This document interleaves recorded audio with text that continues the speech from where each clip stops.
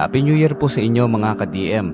At sa panimula po ng taon, sa unang upload po natin ngayong taong 2026, ito po yung part 2 ng isang kwento natin noong nakaraan.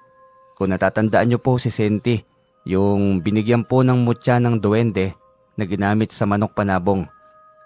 Bali ito po yung karugtong at tungkol naman po ito sa medalyong ibibigay sa kanya ni Lark. Si Lark naman po yung duwende na nagbigay sa kanya ng mutya na ginamit sa manok panabong. At ngayon naman po, medalyon naman po at yung lihim sa likod ng medalyong ito. Malalaman nyo po sa kwentong ito. Sa mga hindi pa po napapakinggan yung part 1 nito, ilalagay ko po sa comment section o sa description yung link. Mas maganda po kung papakinggan po muna natin yon. Simulan na po natin ang ikalawang bahagi ng mutya ng duwende na ginamit sa manok panabong. 5 taon na simula nang mapa sa kamay ni Senti ang mutya ng tagom na bigay sa kanya ng duwende. Si Lark na halos naging kaibigan na rin niya. Ang duwendeng laging kinukumbinsi siyang sundin ng yapak ng kanyang ama. Sino ba naman kasing may sabing mababaliw ka sa pag-aaral ng pagiging albularyo? Hindi naman minamadali ang pag-aaral, mayaman ka na, Senti. Maganda na rin ang buhay ng pamilya mo. Pagtulong naman sa mga tao ang atupagin mo. Gusto ko naman tumulong kaso natatakot ako. Minsan kasi sinusubukan kong suotin ng sagradong damit na may sulat na Latin. Sabay buklat ng libreta ni tatay. Naku, ang sakit sa ulo, saka halos isang balde ng pawis ang lumabas sa akin sa sobrang init ng katawan ko noon. Ang pinaka hindi ko makakalimutan ay ang mga nakakatakot na itsura na nakapaikot sa akin habang suot ko ang sinasabi ni tatay na sagradong damit. Hanggang ngayon kapag naaalala ko, kinikilabutan pa rin ako, Lark. Ayun, kaya naman pala, bakit kasi pinakialaman mo ang mga gamit ng iyong ama nang wala ka pang kamuwang-muwang sa mga lihim na karunungan? Malamang mga gabay yun ng iyong ama. Gabay, ganong itsura. Nakakatakot naman. Ayoko ng ganon. Katulad ko, maaaring pumangit ang aking anyo sa ibang paningin, lalo na kapag kalaban. Kaya pangit ang mukha ng nakikita mong mga nilalang ay dahil hindi ikaw ang kanilang ginagabayan. Ganon ba yun? Oo, depende pa rin siya nilalang kung anong anyo siya gustong magpakita sa mga tao. Kung kaya ay ang mukha ba o hindi. Kaya ayos na ako na ikaw lang ang nakikita kong elemento. Nasanay na rin naman ako sa'yo. Talagang masasanay ka dahil ako ang magiging gabay mo hanggang sa pagtanda. At sa maniwala ka't sa hindi, pagiging albularyo pa rin ang punta mo. May isang pangyayari sa buhay mo na magtutulak sa iyo para sundin ang iyong kapalaran. Anong pangyayari naman? Tinatakot mo ko eh. Wala namang ganyan uy. Tatanggapin ko na lang basta walang pangyayari. Nakakatakot naman yan. Basta sa ayaw at sa gusto mo mangyayari ang bagay na yun dahil yun ang guhit ng iyong palad. Nakatadhana na yung mangyari sa buhay mo sa ayaw at sa gusto mo. Ang buhay ng tao ay taas baba, maraming pagsubok. Kaya asahan mong lahat ng mga posibleng pagdaraan ng sakit ay madadaanan mo. Kinikilabutan naman ako sa'yo. Ano ba yan, Clark? Sandali nga lang. Pupuntahan ko lang ang mga tauhan ko sa manukan para i-check kung napainom na ba ng bitamina lahat ng mga manok panabong. Paalam niya rito. Mukhang hindi lang sa panaginip siya kinukulit ng pagiging buhay albularyo, kundi maging sa totoong buhay. Ilang ulit na rin niyang napapanaginipan ng isang munting kapilya kung saan ay maraming nakapila sa kanyang harap. Mga taong may iba't ibang uri ng sakit na umaasang mapapagaling niya. Napabuga na lamang siya ng hangin. Magulo ang kanyang utak. Mukha ngang hindi siya patatahimikin ng isang pamanang nakalaan para sa kanya. Boss, matutuloy ba yung sabong bukas? Napili ko na ang 2 pwedeng dalhin sa sabungan bukas. Salubong sa kanya ng kanyang tauhan malayo pa lamang. Mabuti kung ganun boy, oo, tuloy tayo bukas. Si Sunny pala, asaan? Nakakain na kayo? Yung iba niyong mga kasama, mamaya hindi pa kayo kumain. Kanina pa kami kumain boss. Ayun si Sunny gumagawa ng pagkain ng mga alaga gamit ng bagong mong bili na makinarya. Pinagkatuwaan kung ano-anong dahon at gulay ang isinasahog sa trigo at mais. Ewan ko ba dun? Buti kung ganun, basta wag kalimutang ihalo lagi ang mga masusustansyang gulay, gaya ng malunggay.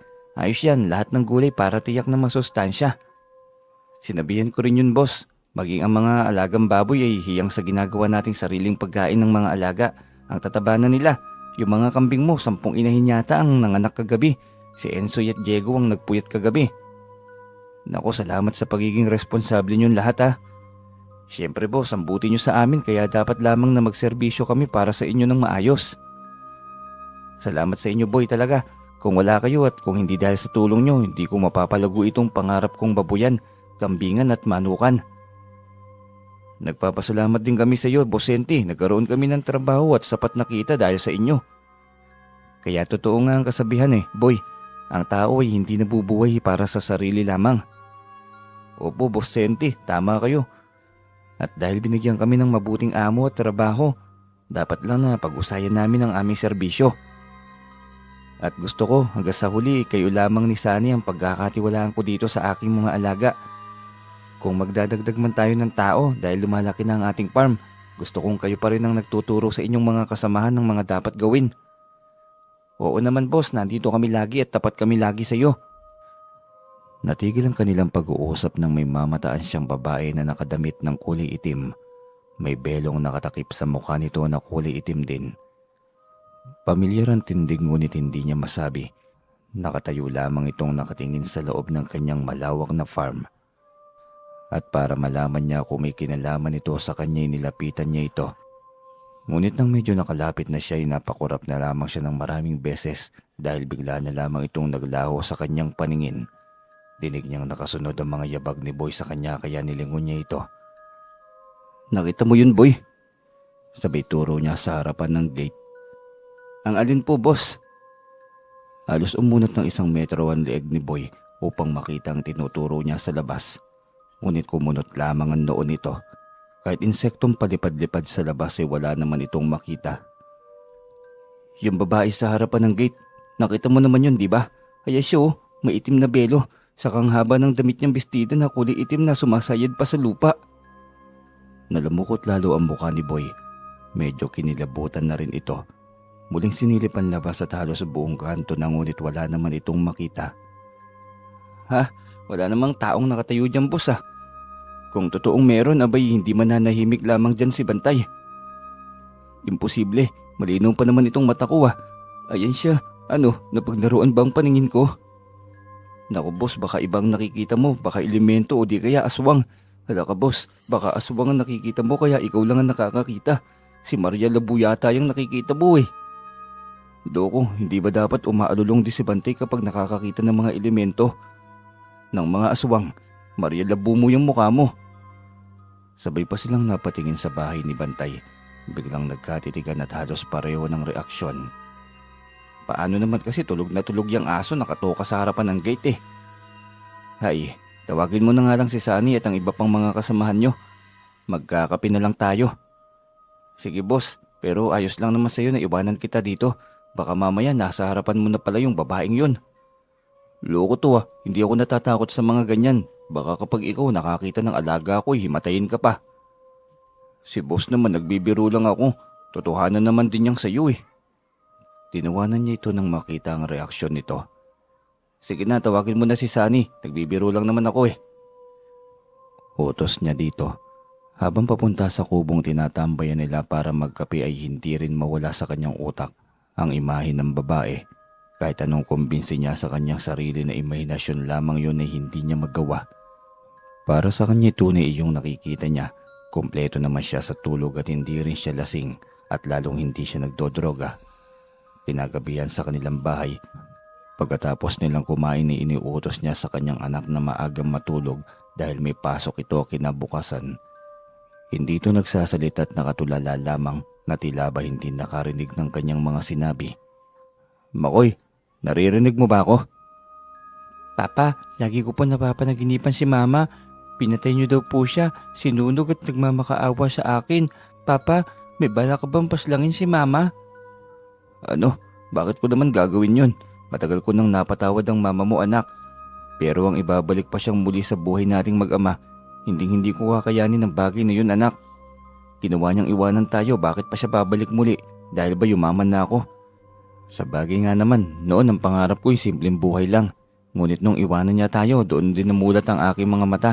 na dapat ay magsumikap para guminhawa ang buhay. Hindi pwedeng makontento sa kung ano lang tayo ngayon. Kaya malaki ang pasasalamat ko na iniwan niya ako nun. Pero ang bumalik pa siya sa akin. Kahit pa alam kong nakipagrelasyon na siya sa ibang lalaki. Abay hindi naman siguro ako ganun katanga anak. Saka maiintindihan mo naman siguro kung bakit ito ang desisyon ko, hindi ba? Oo naman po Papa, pero nitong nakaraang mga araw madalas ko nakikita ang isang babaeng nakadamit na itim sa harap ng ating bahay. Madalas siyang nakatingala sa kwarto ko at sa kwarto mo. Nakikita mo rin ang babaeng yun. Nagpakita sa akin yun sa farm. Alam kong hindi siya, ordinaryong tao lang eh. Madalas po Papa, parang may kailangan siya sa akin. Parang gusto niya akong kausapin. Naku anak, kapag yan lumapit sa'yo, wag na wag mong pansinin. Mukhang hindi yan normal na nilalang lamang. Hindi lang yung bastang ordinaryong tao. Nakita ko rin yan anak, pero nang lapitan ko'y bigla na lamang naglalaho. Yun din ang nangyari sa akin tay. Noong minsan binuksan ko ang bintana para silipin ng malinaw, bigla na lamang siyang nawala. Bigla siyang nabahala nang sabihin yon ni McCoy. Wala naman silang naging kalaban. Walang naging kaalitan. Pilit na lamang niya inaalis sa kanyang isipan ng babaeng yon. Ngunit kinabukasan ay maaga siyang ginising ng masamang balita. Ang aga mo namang napatawag boy, may problema ba dyan? Tanong niya sa kanyang tauhan sa kabilang linya. Boss, masamang balita ito. Yung mga alagang tandang nyo, kalakip na yung 2 isasabong sana ngayon. Wala na. Anong wala na? Nilooban kayo. Ang dami namang nagnanako, ubos lahat. Imposible yan ah. Anong ginawa nyo? Natulog lang ba kayo nang natulog? Hindi nilooban boss. Patay lahat ng mga alaga mo. Hindi ko rin maintindihan kung bakit. Maselan at mabusisi kami sa mga pagkain nila, alam mo yun. Sa ilang taon naming pag-aalaga ng inyong manukan. Talagang ngayon lang nangyari to. Tahimik lamang siyang nakikinig sa kanyang tauhan. Hindi niya alam kung paano magbigay ng reaksyon. Subok na niya ang kalidad sa pag-aalaga ng mga ito sa kanyang mga manok. Kilala niya ang mga ito ng gusto, kaya alam niyang walang problema sa mga tauhan niya. Muling napukaw ang kanyang diwa nang muling magsalita ang kanyang tauhan. Wala na siyang narinig sa mga ibang sinabi nito sa pag-iisip ng isang bagay na hindi niya alam kung sino ang tunay na may gawa. Alam niyang hindi yun ordinaryong pangyayari lamang. May isang nilalang sa likod nito. Pupunta na ako dyan boy, dadalhin ko si tatay, huwag kayong mabahala. Malalaman din natin lahat ng nasa likod nito. Hindi ito normal boss, nakakapangilabot. Ngayon lang ako nakaranas ng ganito sa tandang buhay ko eh. Ako man ay ganun din boy, hayaan mo pupunta na kami dyan.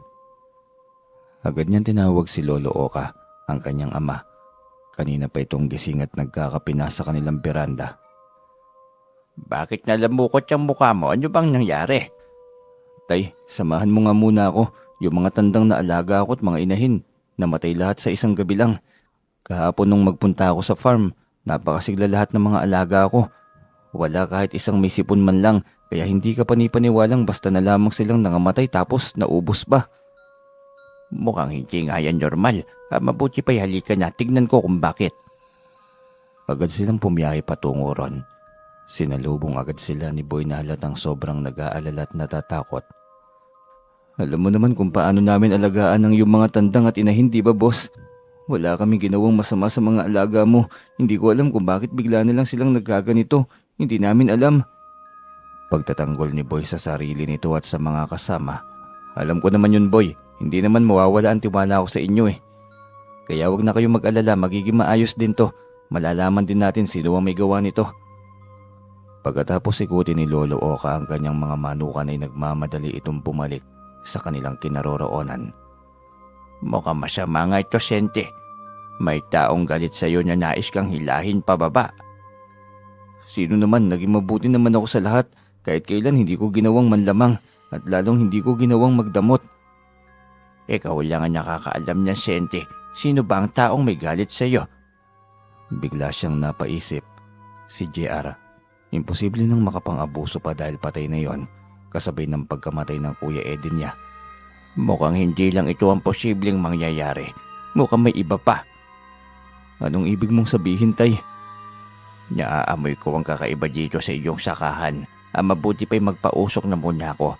Kailangang maitaboy bago pa pati ang mga tauhan mo'y maapektuhan. Sige nga, Tay. Nakakabahala naman yan. Dito lang muna kayo, nakakabahala kasi ito eh. Agad nagpausok si Lolo Oka sa lahat ng parte. Kinokontra nito ang sumpa gamit ang pag-uusal ng malakas na orasyon. Ngunit napansin niyang nangihina na rin maging ang mga alagang baboy ni Senti. Nang ikutin pa niyang kambingan ni ganoon din, animoy dinapuan ng mga ito ng malulubhang sakit. Mabigat ang anyo ni Lolo Oka na nilapitan si Senti. Bakit po tay? Anong naging problema sa mga alaga ko? Virus ba? Grabing virus naman, oras lang kung kumalat. Hindi virus anak, kundi sumpa niyang mangkukulam. Mukhang na ikalat na ang sumpa sa buong farm. Mabuti pa'y magbayad ka ng mga tao. Suhulan mong maglibing sa mga alaga mo. Tay naman, wag mo naman akong biruin ng ganyan. Milyon ang halaga ng mga kahayupang alaga ko rito. Alam ko pero wala na tayong magagawa pa. Huli na ako. Hindi ko na maaagapan pa ito. Magbabayad ang sino mang may gawa nito. Naiintindihan kita, saka na natin alamin. Linisin muna natin itong farm. Saka ka na mag-umpisa muli kapag wala na itong misteryosong nilalang sa likod ng masamang gawain na ito. Talagang gusto kanyang pabagsakin. Kung sino man siya, pagbabayaran niya itong ginawa niya sa mga mahal kong alaga. Humanda siya sa akin. Aralin mo na kasi ang pagiging albularyo. Hindi lang ito tungkol sa panggagamot sa mga tao, Senti. Tungkol din ito sa pagdepensa sa iyong sarili. Hindi siya sumagot. Dati nagmamatigas siya. Pero dahil sa mga nangyari sa kanyang mga alaga, mukhang mapipilitan siyang pumayag sa gusto ng ama. Isa pa'y nangako rin sa kanya si Lark, ang gabay niyang duwende. Tutulungan siya nito. Pagkatapos niyang utusan si Boy na tumawag ng mga kasamahan para ilibing lahat ng mga alaga, ay agad din siyang nakipag-usap kay Lark. Hingil yon sa kanyang desisyon na tanggapin ang alok ng ama na ilipat sa kanyang kaalaman sa pagiging albularyo. Mabuti naman at naisip mo na rin pumayag. Eto't may ibibigay ako sa iyo. Inutos nitong ilahad ang kanyang kamay. Matapos niyang gawin yon ay umihip ito sa kanyang palad. Biglang isang bagay ang lumantad at nasa mga palad niya yon. Ano yan? Medalyon? Anting-anting ba yan? Oo, may kapangyarihan itong manggamot. Kaya mas makakatulong ito sa iyo. Maaari mo rin kontrahin ang mga mangkukulam at mambabarang. Mga kulto, lahat ng gumagawa ng itim na mahika at gumagamit ng itim na kapangyarihan. Seryoso ka, Lark? Ibibigay mo sa akin ito? Oo, regalo ko dahil pumayag kang manggamot. Iyon ang pinakauna kong misyon, ang maging gabay ng manggagamot. Kung ganun, salamat. Tatanggapin ko ito at gagamitin sa paraang nararapat. Basta lagi mo akong tuturuan kung paano ito gamitin. Sandali, Senti. May mahalagang bagay tungkol dyan na kailangan mong malaman. Ano yun at gaano kahalaga yun? Sobrang mahalaga ito na malaman mo. Ang anting-anting na yan ay may buhay sa likod kaya kailangan mong pakainin. Literal na pagkain. Sariwang dugo at laman. Sariwan dugo at laman? Parang hilaw na karne, ganun. Parang halimaw naman to. Parang ayaw ko nang tanggapin ah. Ibabalik ko na lang pala to sa'yo. Ang hirap pala na itong alagaan. Huwag, pagsisisihan mo kapag binalik mo yan sa akin. Maiintindihan mo rin ang lahat. Biyernes na araw dapat uumpisahan mong aralin ang pagbukas at pagpapalabas ng buhay sa likod ng medalyon na yan. Ay, bahala na. Sige, pero pwede bang aralin ko muna una yung kaalaman galing kay tatay para hindi ako malito? Oo naman, bakit hindi? Makapaghihintay yan. Sabihan mo lamang ako kung anumang oras na handa ka na. Salamat, Lark. Napakaswerte ko. May isang kagaya mo na siyang laging gumagabay sa akin. Siyempre, mabuti kang tao kaya nararapat sa iyo mabuting paggabay. Salamat talaga, Lark. Maraming salamat. Puti naging kaibigan at gabay kita. Ang daming dumating na pagpapala simula nang dumating ka sa buhay ko. Samantala, nang gabing iyon ay hindi niya inaasahang may darating na panauhin sa kanyang bahay. Lira, kailan ka pa nakauwi? Hindi ko alam na nandito ka na pala. Kakauwi ko lang, Senti. Ang layo na talaga ng buhay mo ngayon na. Napakayaman mo na. Si Makoy nga pala, nasaan ang anak natin? May laro yata ngayon ng batang yon. Sumasali kasi yon ng basketball. Maraming award ang batang yon. Napakatalino. Eh di nagmana pa rin sa'yo, matalino. Hindi kagaya ko na napakabobo. Lahat ng kapangmangan sinalo ko sa mundong ito. Kaya ito, wala akong narating. Hindi siya sumagot at tinitigan lamang ito. Hindi niya alam kung bakit iba ang pakiramdam niya sa dating asawa, kahit ang mga mata nito'y puno ng inggit sa kanya. Ayos ka lang ba, Lira? May kailangan ka ba? Sabihin mo lang. Ayaw mo man lamang ba akong papasukin? Nangangalin ng mga paa ko. Kasi Lira, wala si Makoy, wala rin si Tatay Oka. Ano bang kailangan mo? Sabihin mo na lang. Tumawa ito na tila ba nakakaloka. Senti naman, anong akala mo? Hindi naman kita mamanyakin eh. Pasensya na Lira, ayoko lamang na may isiping masama ang mga tao tungkol sa atin. Kaya kung maaari ay bumalik ka na lang kapag nandito na si Makoy. Hindi ka pa rin nagbabago. Konserbatibo ka pa rin. Uwi ka nito ngunit hindi niya na ginawang sagutin pa yon. Diretso na niyang isinarado ang gate. Bahala na kung sumama ang loob nito sa kanya. May bagong babae nang nagpapatibok sa kanyang puso at hindi niya hayaang magkaroon ng isyu sa pagitan nila ni Lira na aabot sa pandinig ni Alma, ang bagong lipat na guro sa elementarya na kanyang nililigawan. Maglilimang buwan pa lamang. Hindi na siya nag-aksayang tignan pa ang dating asawa. Minsan na niya itong tinulungan kaya sa utak niya marahil ay may narating na rin ito sa buhay. Nakatulog siya habang nakiga. Hinihintay ang pagdating ng ama at anak. Nang magising siya, inaapoy na siya ng lagnat. Sobrang init niya at nanginginig na lahat ng katawan niya sa sobrang taas ng lagnat niya. Saktong dumating ang kanyang anak at ama't nadat na siya sa ganong sitwasyon. Papa, anong nangyari sa'yo? Anak, ikuha mo nga muna ako ng gamot. Inaapoy ako ng lagnat. Hindi ko alam kung bakit. Nagising na lang akong ganito eh. Sandali po, Papa. Ikukuha kita ng gamot. Ilang sandali pa'y nakabalik na ito sa kanyang kwarto at kasama na nito si Lolo Oka. May lagnat ka raw. Patingin nga ako. Wala lang ito, Tay. Mamaya lang din ay mawawala na ito. Iinuman ko lang ito ng gamot. Gamot ka riyan. Hindi ito normal na lagnat lang. Tingin ko kailangan mo na talagang siyasatin kung sino sa paligid mo ang pinag-iinitan ka. Kasi sunod-sunod na ito. Hayaan mo, Tay. Malapit na. Kapag maturuan mo na ako ng ilang orasyon, tiyak na madali ko nang matukoy kung sino ang nasa likod ng pananalasa sa aking buhay. Sa tulong na rin itong aking medalyon na bigay ni Lark. Sa totoo lang anak, napakaswerte mo. Mas malakas pa ang kapangyarihan mo bilang albularyo kapag nagkataon. Iyang medalyon pa lamang ng hawak mo galing sa kaibigan mong duwende. Mataas na kapangyarihan niyan, taglay niyan eh. Uwi ka ng kanyang ama. Umusal ito ng orasyon at umihip sa kanyang ulo upang tiyaking hindi na babalik pa ang lagnat niya. Hindi nga siya nahirapan ng aralin ng unang simpleng bagay bilang manggagamot hanggang sa ituro sa kanya ng amang mga orasyon pa isa-isa sa proteksyon, sa depensa at sa atake. Umabot ng taon ang kanyang pag-aaral at habang ginagawa yon ay patuloy ang kanyang panliligaw kay Alma. Habang labas-pasok naman si Lira sa pagbisita ng kanilang anak, isang gabi ay biglang napag-usapan nilang mag-ama ang tungkol sa muling pag-uumpisa niya sa kanyang farm. Kailan mo balak na mag-umpisang muli sa iyong manukan at kambingan? Ang tagal na rin nating hindi nakapagsabong eh. Paano naman tayo makakapagsabong? Ubos ng tandang ko dahil sa pangyayaring yun. Buti nga hindi na nasundan pa. Hanggang ngayon hindi pa rin natin alam kung sino ang may kagagawan niyang lahat ng iyon eh. Lalabas pa rin naman ng katotohanan, Tay. Sa ngayon magmatsyag muna ako. Tama yan, Senti. Mahirap sumugal ulit. Tapos may nakaabang pa para umatake. Sa ngayon siguro susubukan kong muling pumunta sa sabungan. Bukas magpapabili ako kay Boy ng kahit 2 tandang lang. Nang sa ganun ay makapangsabong naman tayo sa susunod na linggo. Magbubukas muli ang sabungan dito sa ating baryo. Mukhang kumpleto na yata ng permiso galing sa munisipyo ng lungsod. Mabuti kung ganyan, hindi yung nagbubukas sila tapos kulang-kulang pala sa permit. Pati tuloy inosente na dadami sa ginawa nila. Ang laki ng kita nila sa sabungan pero kumandaya sila ay wagas.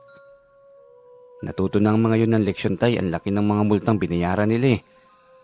At marapat lang yan sa mga tusong kagaya nila. Oo nga pala, Sente. Kailan mo balak pakasalan si Alma? Abay, may malaking pera ka na namang ipon, hindi ba? Tingin ko naman sa batang yun ay mabait naman. Saka na siguro, Tay. Mag-uumpisa pa lang akong kilalanin ng mga tao bilang albularyo. Saka ibabangon ko muna ang aking farm kapag nangyari yun. Saka pa lang ako maglalakas loob na hilingin kay Alma na pakasalan ako. Abay, dalian mo anak, alalahanin mong tumatanda ka na. Ang dami ko pang dapat gawin sa buhay, Tay. Ang ginagamit ko pa lang sa panggagamot ay ang kaalaman na galing sa iyo. Ang sa medalyong ito nakasarado pa rin eh. Uwi ka niya sabay angat na medalyon na bigay sa kanya ni Lark. Kailan mo kasi balak umpisahan? Pwede naman ngayon na. Opo Tay, sisimulan ko nang aralin eh. Basta anumang kaalaman iyon, dapat mong isipin ang kaalamang ating inaaral ay para lamang sa kabutihan. Paalala sa kanya ng kanyang ama. Nang hapong yun ay tinawag niya si Lark upang sabihin dito na handa na siyang aralin ang karunungan taglay ng medalyon at ang pagpapakain upang patuloy itong magbigay ng malakas na enerhiya. Abay, walang problema, ngayon din iumpisahan na natin. Katulad kay tatay, dahan-dahanin lang natin, Lark. Hindi naman ako ganun kagalingan sa memorya eh. Tumango ito. Sa pagkakataong yun ay agad na umusal si Lark. Bili nito na tandaan niya ang 3 salitang Latin na yon. Nagulat siya nang sa isang iglap ay isang itim na nilalang ang nasa kanilang harapan. Pula ang mga mata at parang apoy. Higante sa laki. Balansa at maraming kamay. Siya nga alagaan mo, Sente. Hindi lang kapangyarihan ang ibibigay niya sa iyo, kundi kayamanan. Lark, pwede bang ibalik mo siyang muli sa loob ng medalyon? Nakakatakot. Baka ako ang mabiktima niyan eh. Hawak mo ang medalyon kaya ikaw ang kanyang amo. Alam ng nilalang na yan kung paano kilalanin ang amo. Pero sige, ibalik natin siyang muli. Muli itong umusal ng orasyon at sa pagkakataong yun ay 2 salitang Latin ang inusal nito. Bigla ring naglaho ang nilalang na yon. Ano ba yan, Lark? Hindi ba pwedeng ang medalyon na lang ang ibabad ko sa pagkain nito? Hindi yan mutya na galing sa kalikasan na kailangang ibabad sa isang mangkok lang ng gatas. Ibang uri ito ng anting-anting na nangangailangan ng tamang pag-aalaga. Dahil kung sa may maitim na budhi, tiyak na sa kasamaan at sa maraming krimen gagamitin itong medalyon. Nagtitiwala ako sa iyo, Sente. Sinisiguro kong hindi magagamit sa kasamaan ng medalyon na ito, Lark. Paniniguro niya. Hiniling niya ditong ibang bagay naman ang aaralin. Huwag na muna ang tungkol sa nilalang. Itinatak niya sa kanyang imahe ang mukha nito. Nang sa ganoon ay masanay siya at sa oras na handa na siyang harapin ito, ay saka lamang niya bubuksan. Kinabukasan sa sabungan. Sente, himala. Ang tagal mo nang hindi sumisipot sa sabungan na. Ngayon lang ulit. Tanong ng isang sabungerong naroon. Ay medyo naging abala sa maraming bagay kaya ngayon lang ulit magsasabong. Ang balita ako nalugi yung farm mo, namatay lahat ng mga alaga mo. Minalas, kinarma. Kaya ba nagbabalik sabong ka? Mag-uumpisa ka na namang mandaya? Tanong ng isa ring sabungero. Biglang uminit ang kanyang ulo nang marinig yon. Hindi nangyari na naging mandaraya siya at hindi niya yung matatanggap. Ayus-ayusin mo ang tabas ng dila mo, pre. Kung gusto mo ng pagrespeto, matuto kang rumispeto dahil sa hindi lahat ng nakakasalumuha mo, kilalang kilala mo na. Abay hindi ka lang mandaraya, mayabang ka pa. Nanginginig ang kanyang laman sa galit ngunit pilit niyang pinigil ang sarili na huwag sumabog sa mga sandaling yon. Ngunit pinagtawanan pa siya ng grupo nito. Mas lalong nag-init ang kanyang ulo. Sa pagkakataong yun ay hindi na siya nakapagtimpi pa. Sa pamamagitan ng kanyang makapangyarihang isipan ay binigyan niya ito ng karampatang parusa. Pagkatapos niyang umusal ay saktong tinawag ang kanyang pangalan. Nasa loob na siya ng ruweda nang magkagulo ang ilang sabungero sa labas. Baliwala sa kanya yon. Konting disiplina lang naman ang ginawa niya. Pinaduwal ng sariling dugo nang sa ganun ay magtanda. Hindi dapat matabil ang tabas ng dila. Dahil hindi lahat ng nakakasalamuha parehong normal lamang sa ordinaryong tao. Matapos ang ilang sandali ay lumabas siya sa ruweda bitbit ang kanyang tandang at ang bihag. Tinitigan niya ang kaninang kasamahan ng mayabang at walang delikadesang sabungero. Sa pagkakataong yun ay tahimik na ang mga ito. Takot sa kanyang presensya, halos hindi makatingin ng diretso sa kanya. O bakit? May nakakatakot ba sa akin? Tanong niya ngunit walang sumasagot sa mga ito. Hindi na rin siya nagsalita pa. Ang plano niyang muling ilaban ng tandang niya hindi na natuloy. Tinamad na siya dahil sa nangyari. Pagdating sa bahay ay nagulat siya nang makitang naroon si Alma at Lira. Masama ang tingin sa kanya ni Alma habang si Lira naman ay taas noo at kalmado. Kinakabahan siya sa paraan ng pagtitig ni Alma kaya nagmamadali siyang lumapit dito at sabay halik sa noo nito. Kanina ka pa ba dito, mahal? Kailan mo naman sasabihin na labas-pasok pala rito ang dati mong asawa? Ang sabi mo hiwalay na kayo, pero hindi mo sinabi na iisang bahay pa rin kayo. Anong klaseng hiwalayan ng ganyan, Sente? Pinaglololoko mo ba ako? Alma, hindi. Madalang lang ang araw ng pagdalaw ni Lira dito. Ang sabi niya madalas. Wala akong sinabing ganyan na. Gusto mo ba akong siraan kay Senti? Senti, nagseselos malamang yan sa akin. Gustong magalit sa akin kaya ginagawan ako ng kwento. At syempre, sa kanya ka maniniwala dahil nobya mo siya. Bukod doon, professional siya. Ano lang naman ako. Hindi na nagsalita si Lira at diretso nang umiyak. Ay sobrang galing din palang magdrama nito, talong-talo ako. Napahilot na lamang sa sentido si Senti. Galing sa isang problema ay uuwi siya sa isa na namang problema. Pwede ba, Lira, umuwi ka na? At simula ngayon tawagan mo na lamang si Makoy. Kung gusto mo siyang makita, wag dito sa loob ng aking bahay. Sa kanya ka nga maniniwala at ngayon itsapwera ko. Pwede ba, Lira? Respetuhin mo naman ang damdamin ng babaeng pakakasalan ko. Umalis ka na. Hindi na nga ito umimik pat walang paalam na umalis ng padabog. Naniniwala ka ba sa kanya? Tingin mo ba imbento ko lamang lahat ng mga sinabi kong yon? Hindi, Alma. Kahit anong sabihin niya, wag na wag mong paniniwalaan. Baka gusto niyang masira ang ating relasyon. Ayaw niya tayong maging masaya kasi nga naging miserable ang buhay niya. Paliwanag niya sa kanyang nobya. Napaniwala't napakalma din niya ito. Matapos ang kanilang pag-uusap ay hinatid na niya ito sa inuupahan nitong bahay. Habang pauwi, nadaanan niyang matandang dating kapitbahay na maglalako ng gulay. Tinigil niya ang kotse sa harapan nito at pinasakay ang matanda. Lola Ada, ginabi na kayo sa paglalako ng gulay ah. Sino ba yan? Sente. Sente, ikaw nga. Opo Lola, ako nga ito yung dati mong kapitbahay. Oo, ang dating kapitbahay niya sinayang ng tangang asawa. Naku, hayaan na natin yun Lola, masaya na siya sa buhay niya. Kauuwi nga lamang niya galing Saudi. Anong galing Saudi? Hindi siya nakaalis. Mukhang hindi nakapasa sa ahensyang pinasukan. Alam mo kung anong ginawa? Umuwi sa bahay ng lola niya sa kabilang bayan. Nagpaturo ng pagiging mangkukulam. Mangkukulam? Hindi ko alam na may lahing mangkukulam pala si Lira. Lola mismo niya sa kanyang ina. Katunayan nung umuwi dito yon 3 taon niyang nakaraan, tinukso ng bata na babaeng salawahan daw si Lira. Ayun kinabukasan, nakita ang bata na wala ng buhay. Si Lira pala ang mangkukulam? Wala nang ibang pagdududahan, siya lang naman ang tinukso ng batang yun eh. Hindi ko akalain ito, Lola Aida. Walang kasing salbahe ang babaeng Yosente. Minalas ka na nga sa una mong minahal. Hanggang ngayon ay salbahe pa rin. Hindi nagbago. Hindi na nga yata magbabago pa yun eh. Lumalim ang isip niya sa sinabi ng Lola Aida. Biglang may pagduruda na sa kanyang isipan sa mga nangyayaring kamalasan sa kanyang buhay.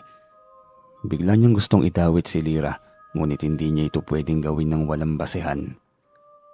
Nandito na pala ako sa aming kanto. Saad na matanda kaya agad niyang itinigil ang kotse. Salamat po Lola Aida. Abay ako ang dapat na magpasalamat eh. Sa mga impormasyon po Lola, malaking bagay yun sa akin. Yun ba, walang anuman. Sige na, ingat ka at salamat. Matapos niyang putulin ang kanilang pag-uusap ng matanda, ay pinausad agad niya ang sasakyan. Saktong pag-usad niya nang muling biglang magring ang kanyang telepono. Si Alma halos umiiyak nang humihingi ng tulong dahil parang nabibiyak ang ulo. Halos paliparin niya pabalik ang kotse. Pagdating doon ay bigla niyang naramdaman ng mabigat na presensya. Alam agad niyang may kakaiba. Agad niya itong sinuri gamit ang kaalaman sa panggagamot galing sa ama. Nilamon ng galit ang kanyang sarili na mapagtantong kinulam si Alma. Ngayon niya mas pinaniniwalaan ang sinabi ni Lola Aida. Mangkukulam si Lira, tiyak siyang ito ang may gawa kay Alma at kinontra niya ang kulam. Binigyan ng proteksyon, pagkatapos ng ilang sandali ay humupa ng nararamdaman nito. Hindi na siya mapalagay na mag-isa lamang ito, kaya inuwi niya ito sa bahay. Kinabukasan ay maagang dumating si Lira at ganoon na lamang ang galit nito nang makita si Alma na naroon. Dito mo pinatira ang babaeng yan? Tanong agad sa kanya nito. Ang babaeng ito ang magiging asawa ko. Kaya pwede ba Lira, mahiya ka naman? Pag sinabi kong bawal kang pumunta rito sa bahay ko, gawin mo naman. Ayaw na kitang makita pa dito sa pamamahay ko. Lalo pa ngayong alam ko ng isa kang mangkukulam. At wag na wag mo nang itatanggi pa dahil kagabi lang. Biktima mo na si Alma. Subukan mo ulit dahil tayo nang magtutuos. Sa sinabi niyang yun ay biglang humalakak ang dating asawa. Lumabas ang malademonyo nitong anyo. Sabi na sinanla mo pati ang kaluluwa mo sa impyerno. Matagal ng impyerno ang buhay ko, Senti, at hindi ko matanggap na ikaw ang sarap ng buhay mo habang nagpapakasasa.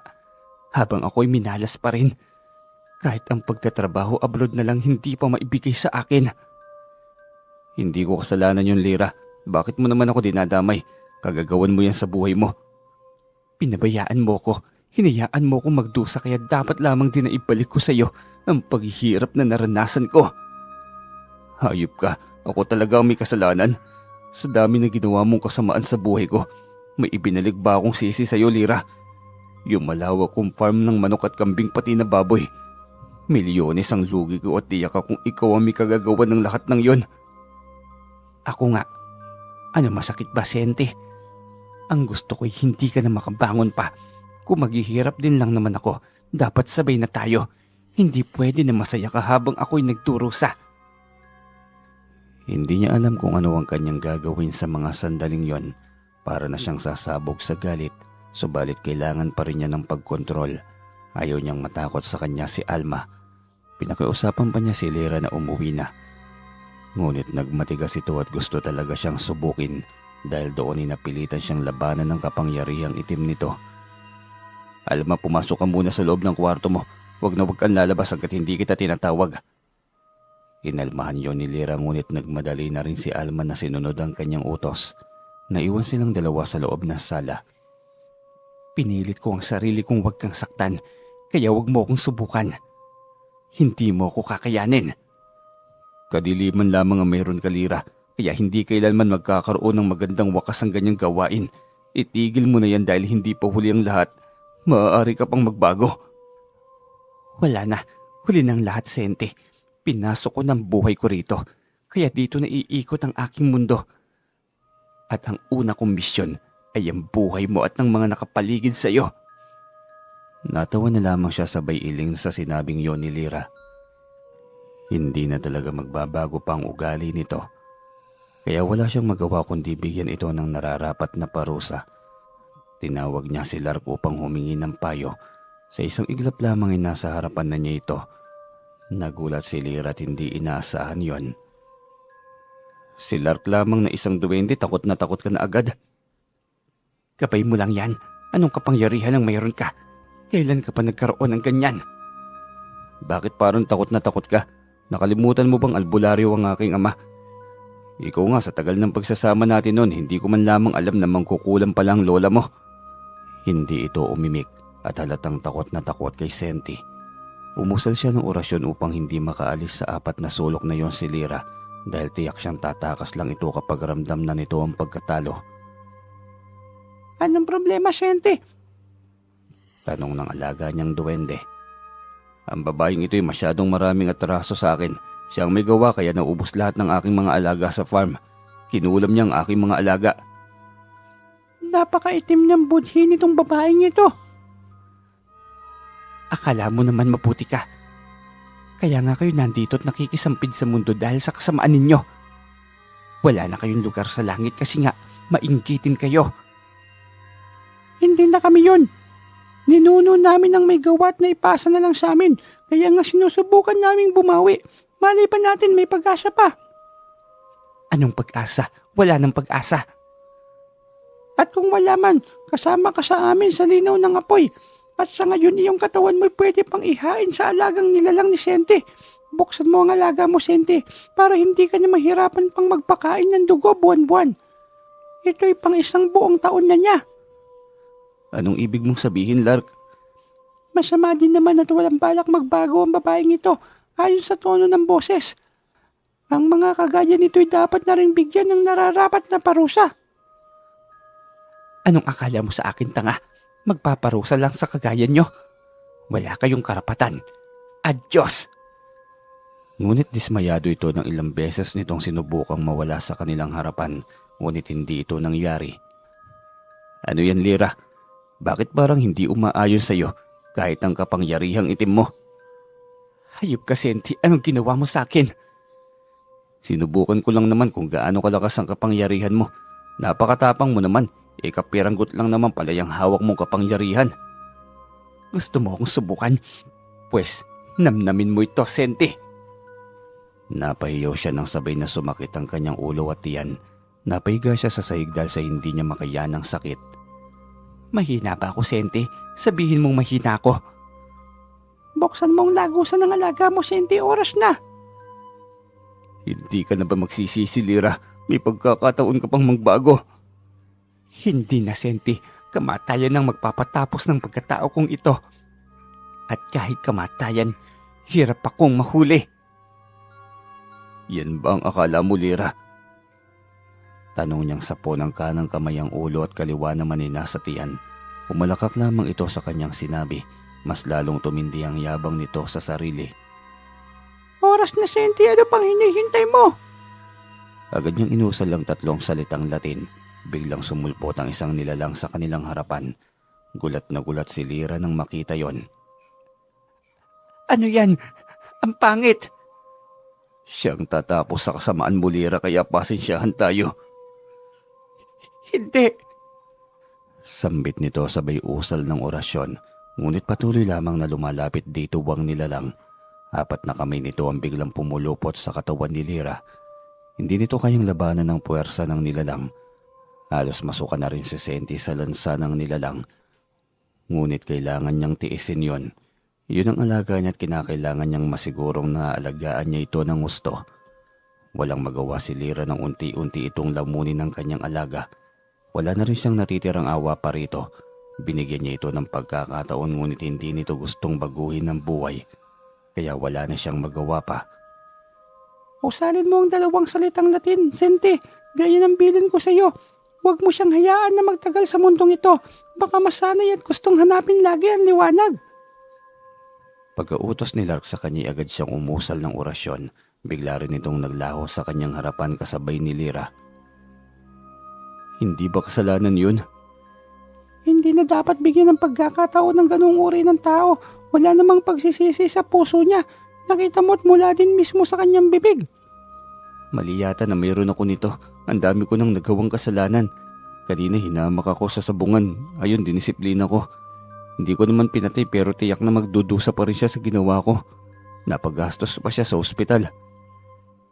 Isa lang yan sa paalala na dapat mag-ingat sa panghahamak sa kapwa dahil hindi lahat ng nakakasalamuhay parehong normal lang na tao. Yan din nasabi ko sa aking sarili na ginawa ko yun. Magayuno ka na lang. 3 araw kang hindi kakain. 3 araw? Mamamatay ako niyan. Walang namamatay sa pag-aayuno. 3 araw walang kain, walang tubig. Pagkatapos sabihin yun ay bigla na lamang itong naglaho sa kanyang harapan. Nailing na lamang siya at wala na rin siyang magawa kundi sundin ang utos nito. Pagkatapos ng araw na yun ay isang desisyon ng kanyang nabuo. Ito'y ang buksan muli ang kanyang farm. Pinalinis niya yung muli. Sinigurong hindi magkakasakit ang kanyang mga alagang hayop kung sakaling magsisimula na siya. Makalipas ang 6 na buwan, nakikita na niya ang muling pag-unlad ng kanyang farm. Sa maikling sandali pa lamang ay napagdesisyonan na rin niyang alokin ng kasal si Alma. Wala rin itong pagtutol dahil alam nitong nasa tamang kamay ito, oras na maging asawa na niya. Tagumpay ang kasal at halos wala na siyang mahihiling pa sa kanyang buhay, maliban sa kanyang anak na lumayo ang loob sa kanya matapos ang kanyang kasal. Kahit asawa niya hindi makuha ang loob ng anak. Anak, maaari ba tayong mag-usap? Wala akong oras, nagmamadali ako. Pwede ba? Wala akong oras lagi makipag-usap sa inyo. Anak, ano bang ikinagagalit mo sa akin? Akala ko ba maayos tayo? Pumayag ka magpakasal kami ng tita Alma mo, hindi ba? Mali ako dahil sa kanya nagawa mong paslangin si mama.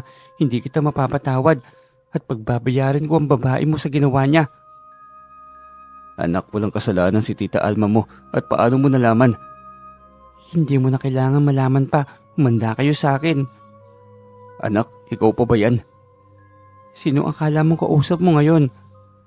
Masama ang titig nito sa kanya. Nakakakilabot ang mga titig nito. Makoy, bakit bigla ka na lang nagkaganyan? Hindi kita maintindihan, anak. Alam mo naman na mangkukulam ang iyong ina.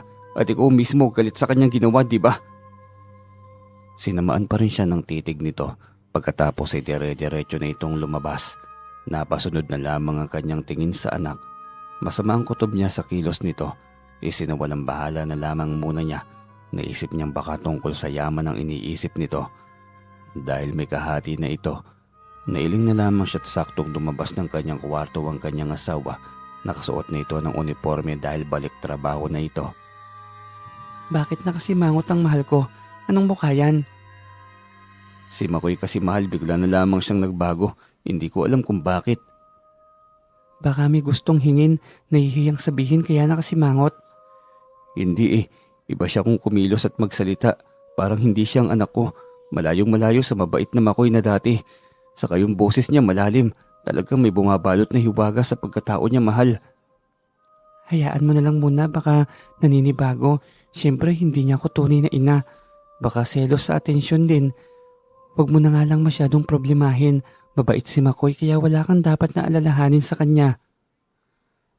Siguro nga naninibago lang siya. O siya, kumain ka na't nang mahatid na kita sa trabaho mo. Salamat, mahal. Ngumiti siya rito at sinabing mahal niya ito kahit na anong mangyari. Nang araw na yun ay napagpasyahan nila ni Tatay Kanor na pumunta ng sabungan.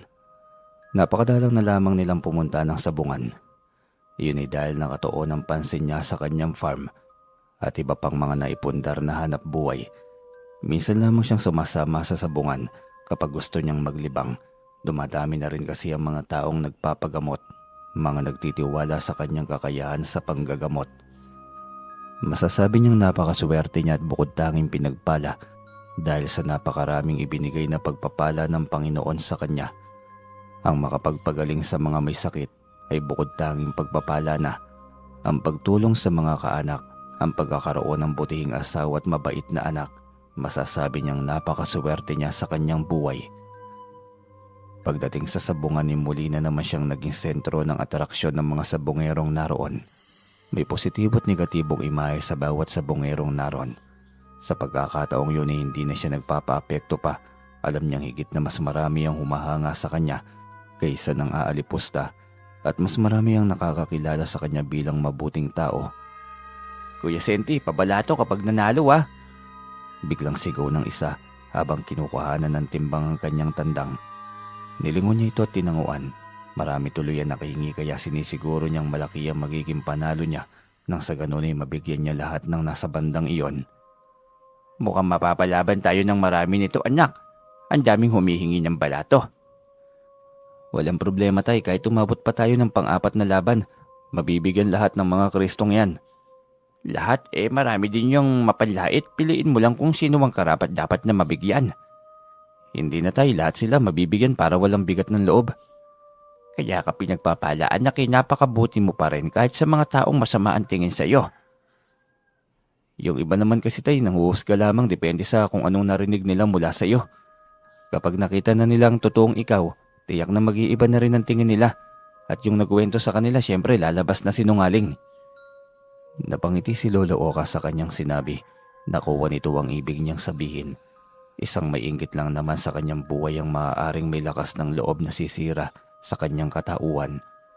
Gayunpaman ay hindi niya yun ikinabahala dahil malinis ang kanyang puso, malinis ang kanyang hangarin at iyon ang pagtulong pa rin sa mga nangangailangan. Matapos ang unang panalo ay pinamigay niya lahat ng iyon sa mga Kristong nanghihingi sa kanya ng balato. Hindi ko akalaing tutotohanin mo, biro lang naman yun Kuya Senti. Uwi ka ng kaninang sumigaw para humingi ng balato. Kung ganun, hindi ako sanay magbiro. Tumango ko kaya gagawin ko. Ang pangit mapagsabihang sinungaling. Kaya heto, para sa inyo tong lahat, pagati-hatian nyo na lang. Ang laki naman po nito kuya. Sobrang salamat at malaking bagay ito sa aming mahihirap. Sabat naman ang katabi nito. Alam ko ang sitwasyon nyo. Dati rin kasi akong ganyan. Pero huwag kayong tumigil sa pagsusumikap. Lahat tayo magkakaroon ng mabuting buhay.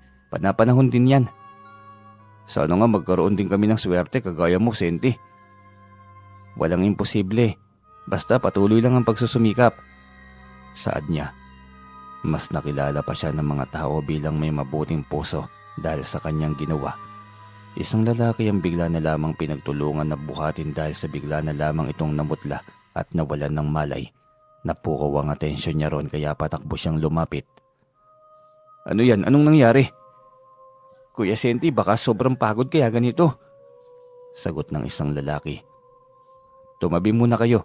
Mas lalo lamang siyang mapapahamak dahil sa hindi makahinga sa ginagawa nyo. Malis kayo. Alisan ng mga ito kaya bigla niyang nilapitan. Agad niyang binuksan ng pribadong katawan nito dahil tiyak siyang iyon ang magsasalba sa lalaki. Kaunti na lang at mababaon na ito ng tuluyan at kapag nakaihi na ito'y tiyak na hindi na ito mabubuhay pa.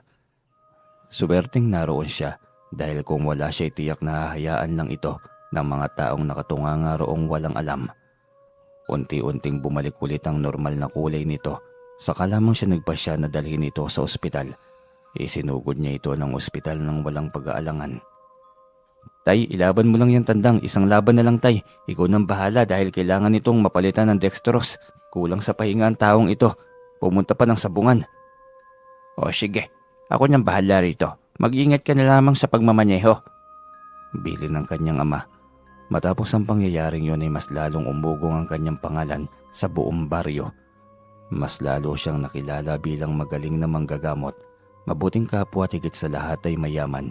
Tinitingala siya ng mga tao dahil sa kanyang kabutihan at kayamanan hanggang sa pinagsisigawan na siya ng mga tao para gawing kapitan del baryo. Ano ba naman yan, Tay? Ugali nga ng anak ko, hindi ko kayang ayusin, buong baryo pa kaya. Ayos na ako manggagamot sa mga may sakit. Nakakatulong naman ako sa ganun. Bakit anak, hindi pa ba kayo bati ni Makoy? Hindi ko nga alam, Tay, madalang na lang umuwi dito. Doon na sa farm nakatira. Sa rest house na madalas nagukulong. Kapag pinuntahan ko, hindi makausap. Hindi pa naman ako makapag-focus doon dahil palagi na lang may dinaramdam si Alma. Madalas nilalagnat lalo na tuwing Martes at Biyernes. Patingnan mo sa doktor. Ayaw niya saka tinignan ko naman parang hindi normal. Kapag tinatanong ko siya kung ano ang nararamdaman niya, panay iling pero alam kong may dinaramdam siyang kakaiba. Simple lang gamutin mo habang tulog. Sa ganyan ay madali mong malalaman. Pwede ba yun, Tay? Bakit naman hindi? Yun ngang pinagubarang damit pwedeng analasahin at gamutin sa tulong ng iyong gabay. Gawin mo bukas ng gabi. Tamang-tama dahil araw ng Biyernes. Mas malakas ang kapangyarihan na taglay mo.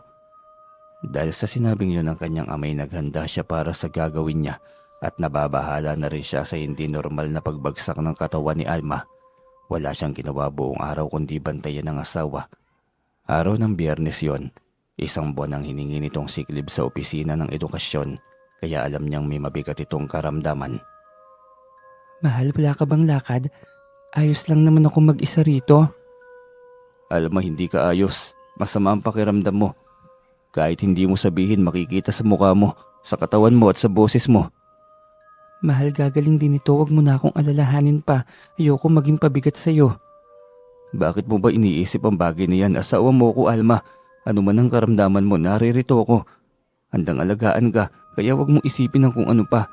Hindi ka pabigat sa akin dahil responsibilidad kita. Kinausap ako ni Makoy noong 1 linggo. Ang sabi niya, ano man ang magiging karamdaman ko, ano man ang sakit na dadapo sa akin, hindi ko na dapat pang sabihin sa'yo kasi magiging pabigat lang ako sa'yo. Sinabi sa'yo ni Makoy ang bagay na yun? Oo, ng gabi din yun. Hindi ko alam kung bakit bigla na lang sumakit ang kalahating parte ng ulo ko. Nasusuka ako nang walang ganang kumain. Marahil ay dahil sa sobrang sakit. Hindi kayang tabla ng gamot. Sobrang tagal na. Noong nakaraang linggo pa, paano mo na kayang itago sa akin ang sakit? Tignan mo, ang payat-payat mo na. Bigla siyang nagduda sa anak. Kaya pagkatapos niyang kumpirmahin mamaya kung ano ang naging karamdaman ng kanyang asawa, ay pupuntahan din niya agad ang kanyang anak. Kailangan niyang malaman kung ano ang pumabalot sa pagkatao nito. Sobrang layo na nito sa dati. Hindi niya alam kung bakit at iyon ang kailangan niyang madiskubre. Maaga natulog si Alma ng gabing yon. Pagkatapos nitong uminom ng gamot ay nakatulog na agad ito. Kinuha niya ang pagkakataong yon upang gawin ng ritual. Ang kapangyarihan ng medalyon ang kanyang ginamit para sa kanyang asawa. Matapos umusal ng orasyon ay itinapat niya ang kanyang medalyon sa ulo ng asawa. Hinayaan lamang niya yung maglabas ng enerhiya. Matagal bago niya naramdaman na bumalik ulit sa normal ang bigat at ang temperatura ng medalyon. Nakita niya ang pagpapawis ng ulo ni Alma. Pinahid niya yon. Nakita rin niya ang aliwalas sa mukha nito. Ibig sabihin ay napagaling na niya ang karamdaman. Nagmamadali siyang pinuntahan sa farm ang kanyang anak. Ngunit bago umalis ay inilagyan muna niya ng proteksyon ng bawat sulok ng kanyang bahay upang hindi mapasok ng masamang hininga o ng mga itim na mga nilalang ang kanyang asawa. Walang ibang sa isip niyang gagawa nito kundi ang pamilya ng dating asawa na si Lyra. Pagdating sa kanilang parmayang kwarto agad ni McCoy ang kanyang pinasok. Nakakandato ito kaya kailangan pa niyang gamitin ang master key na hawak niya. Pagbukas ng pinto ay bumungad sa kanyang anak na naliligo ng pawis. Sapo ang ulo at halos wala na sa sarili. "McCoy, anong nangyari sa iyo?" Bigla itong tumitig ng masama sa kanya. Nagulat siya ng paiba-iba ang boses nito. Magbabayad ka sa ginawa mo sa apo ko. Galit na wika nito at nanliliit ang kanyang mga mata nang marinig yon. Kaya pala iba-ibang kilos ng anak ko. Ay dahil may isang kagaya mo na pumasok sa katawan niya. Humalakak ito ng napakalutong. Agad niya itong nilapitan at ginamitan ng dalawang daliri at hinawakan ng noo nito sabay usal ng Latin. Bigla itong nahimatay kaya pinahiga niya ito ng maayos sa kama. Muli siyang umusal ng Latin at kinuha ang medalyon sa leeg niya. Yun ang gagamitin niya sa pagpaparusa sa matandang sumanib sa katawan ng kanyang anak. Nagising ito at napahiyaw sa init ng medalyon na nilagay niya sa dibdib nito. Tama na. Mainit. Tama na. Alam kong ikaw ito, ang lola ni Lyra. At alam kong ikaw ang may kagagawan kung bakit bumagsak ang katawan ng aking asawa. Abusado kang matanda ka. Masamang impluwensya ka sa iyong apo. Ipinaghihiganti ko lang naman ang buhay ng apo ko. Sinong mas demonyo sa atin? Pinatay mo ang aking apo, kaya dapat ay 10 buhay din ang kabayaran. Sa tingin mo naman magagawa mo yan. Kung si Lyra na bata hindi kinayang kapangyarihan ko, ikaw pa kaya na matanda't mahina? Humalakak ito sa kanyang sinabi. Nagpapahiwatig na mataas ang tiwala nito sa sarili nitong kapangyarihan. Sa dami ng naging biktima ko, wala pang kahit isang nakatalo sa akin at hindi ang kagaya mong baguhan sa pagiging albularyo. Ganun ba? Sige, subukan natin. Wika niya sa muling idiniin ang medalyon sa dibdib ng anak. Naguhumiyaw na namang muli at nagmamakaawa na kunin ng medalyon. Yan lang, susuko ka na. Mag-uumpisa pa lang tayo. Pakawalan mo ko rito, hindi ako makagalaw. Ikaw ang pumasok dyan kaya tiisin mo. Walang hiya kapag ako nakawala rito. Titiyakin kong hindi ka na muling mabubuhay pa. Di mas lalong titiyakin ko na hindi ka na makakaalis diyang matanda ka. Sagot niya rito. Muli siyang umusal ng orasyon. At sa pagkakataong iyon ay ang pinakamalakas na orasyon na konektado sa medalyon. Isang hindi maputol na hiyaw mula sa boses ng matanda. Pagkatapos ay bigla na lamang natahimik si McCoy. Tuluyan nang naputol ang hininga ng lola nitong mangkukulam. Buti nga wala ka rito dahil kung nagkataon, tiyak akong magkakaroon na naman ng pagkain ng dambuhalang nilalang sa likod ng medalyon na ito. Aniya't inayos muli ang pagkakahiga sa anak. Kinumutan ito at tumalikod na. Nakalimang hakbang na siya nang bigla siyang tawagin ng kanyang anak. Papa, anong ginagawa niyo rito sa kwarto ko? Pasensya na anak, nadistorbo ko pa yata ang mahimbing mong tulog. Aniya, napakunot ang noon itong nakatitig sa mga ingay ng mga baboy, manok at kambing sa paligid. Wala ba tayo sa bahay, Papa? Bakit ang ingay ng mga baboy at ng mga manok? Nandito tayo sa farm, mahigit 1 linggo ka nang tumitira dito. Po, sigurado ka po ba? Siyempre, hindi ka nagpapapigil kaya dito ka na tumira. Hinayaan na lang din kita. Pero hindi ko po alam, Papa. Dahil kontrolado ka ng matandang mangkukulam. Pumasok ang isang mangkukulam sa katawan mo. Alam kasi niyang mahina ka kaya ikaw ang napili niyang pasukan. Ano pong ibig niyo sabihin, Papa? Pumasok ang matandang mangkukulam sa iyo para makalapit sa tita Alma mo para madaling makulam. Ngayon para hindi masyadong halata, dito kanya piniling dalhin sa farm. Para hindi ko mabantayan ang kilos mo. Pero wag kang mag-alala anak, ayos na. Magaling na rin ang tita Alma mo. Papa, pasensya na po, hindi ko po sinasadya. Baka nasaktan ko ng sobra si tita. Hindi nga, maayos na siya, ano? Gusto mo bang sumama sa bahay? Opo papa, hindi ko nga alam kung bakit ako nandito eh. Matalino kasi ang mangkukulam na yon, pero wala na, tapos na siya at hindi na kailan pa makakapanghamak sa ating pamilya. Uwi ka niya sa kanyang anak. Masaya siyang dinala pa uwi ang anak. Nasa tamang wisyo na ulit ito at hindi na kontrolado pa ng masamang espiritu na kumokontrol dito. Ngunit matalino nga ang mangkukulam. Ginawa nitong ilayo si Makoy upang hindi ito mahalata. Kung hindi niya naagapan tiyak na napahamak na ang kanyang anak o asawa. Kinabukasan ay maaga silang sabay na nagising. Lumapit si Makoy kay Tia Alma niya tumingi ng patawad. Isiniwalat nito ang pagiging inosente at biktima lamang din ng kaluluwa ng mangkukulam. Ipinaliwanag ni Senti lahat kay Alma. Kaya naman pala, bigla ang pag-iba ng trato mo sa akin noon. Parang gusto ko pang sumama ang loob dahil sa nangyari, iyon pala'y hindi ikaw yon. Nakakahiya nga po, Tia Alma. Kung kaya ko lang din suwayin siya sa loob ng katawan ko. Ayos lang, naiintindihan ko. Ang mahalaga'y ayos na tayo ngayon. Ang mahalaga naman ay hindi nasira ang magandang relasyon natin, hindi ba? Mag-uumpisa tayo ulit. Isang masayang pamilya. Nagpasalamat si Makoy sa pag-intindi ng kanyang Tia Alma. Sobrang tuwa ni Senti. Wala na siyang mahihiling pa. Dahil sobrang perpekto ng kanyang buhay. Meron na siya ng lahat ng kanyang pinapangarap.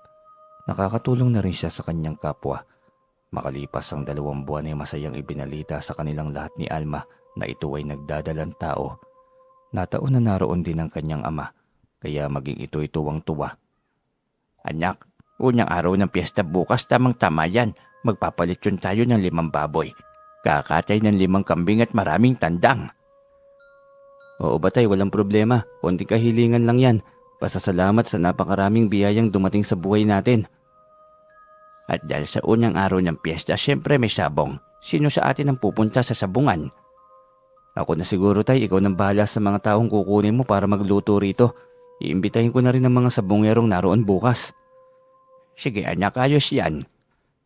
Sabik na sabik ang matanda para sa bonggang selebrasyon kinabukasan habang siya'y tuwang-tuwa sa balitang may bagong supling na naman na siyang magbibigay buhay at ingay at lalong-lalo na sasaya sa kanyang pamamahay.